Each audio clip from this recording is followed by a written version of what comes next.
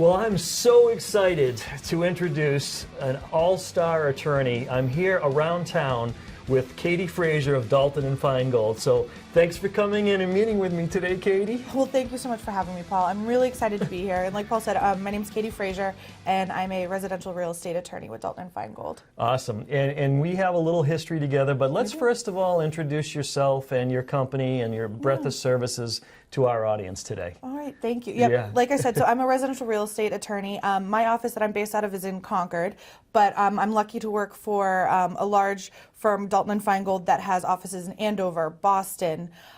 We've got our Marlborough location, Concord, and then in New Hampshire we have Nashua, Manchester. Our firm covers a wide variety of things. We do commercial real estate, litigation, wills, trusts, and estates, but my focus is residential real estate. Yeah, so it's a really great potpourri of breadth of services, right?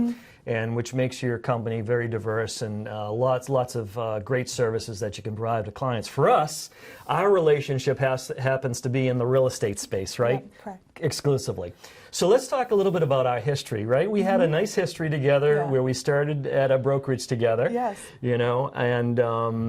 So you've been sitting in my seat as a realtor and understand the dynamics of, helping buyers and sellers. And now you've shifted gears into the legal aspect of that. Yeah. Yeah. So let's talk about, I guess, some of that, how that's gone for you. Sure. So I started my career as a divorce attorney. Yeah. So I did that for approximately 8 years and wanted a change, as you Yeah. can imagine.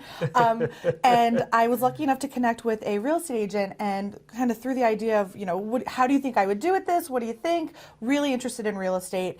And I luckily switched, into real estate as an agent. Yeah. And Paul and I met at our Lamachia training. Yes, correct. Yeah, Lamachia Realty. Yeah, exactly. Yep, and I was with Coldwell Banker prior to that just briefly, and then switched to Lamachia where I met Paul, and was really lucky to work as an agent for, it was a short period of time, about a year, but it was really helpful.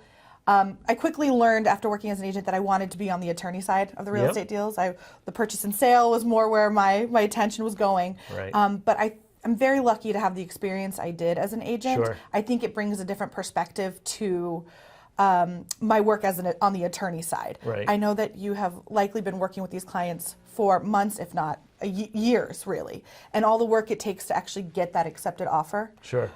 So it's a good perspective, and really how helpful the dynamic between the agents and the attorneys can be, depending on the situation that we're in, and how important our communication relationship is in the process. Yeah, that's great. I mean, so for us as realtor and attorney, just for our home buyers out there and even our home sellers, the relationship is really symbiotic, is what I would say. There's got to be a synergy, between us and our clients and all of our different service partners that we do business with, right?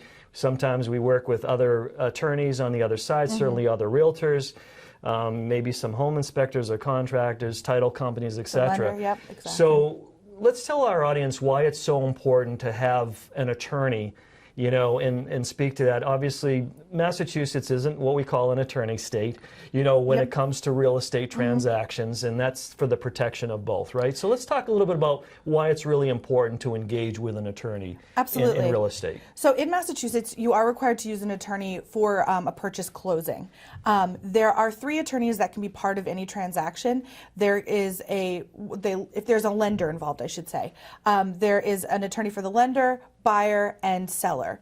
The attorney for the lender and the buyer can be the same attorney. So Great point. often that representation is done by one attorney, and that's a really good conversation to have with your attorney at the beginning of the process, is making sure you understand who the attorney you're working with represents, if they are representing you as a buyer as well as the lender, or if they're just going to be representing the lender. Yeah, because something that I've seen is that unfortunately not all lenders will allow certain attorneys, because they're not on their book of business or what have you, or they have specific attorneys that are their closing attorneys for the bank. Exactly. So I've seen that where there's two two players, right? We have the bank attorney closing, and then we have someone like yourself who's representing the buyer from the contractual, points, the offer to purchase to the purchase and sale, and kind of coordinating with that closing attorney. Is that kind of how that works with the lender? Exactly. And it's really, it's good to understand at the beginning what the rules are, because, so like Paul was just saying, there are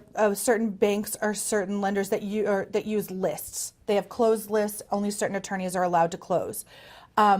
You can ask that those attorneys also represent you as the buyer, but you need to make sure that that is part of the representation.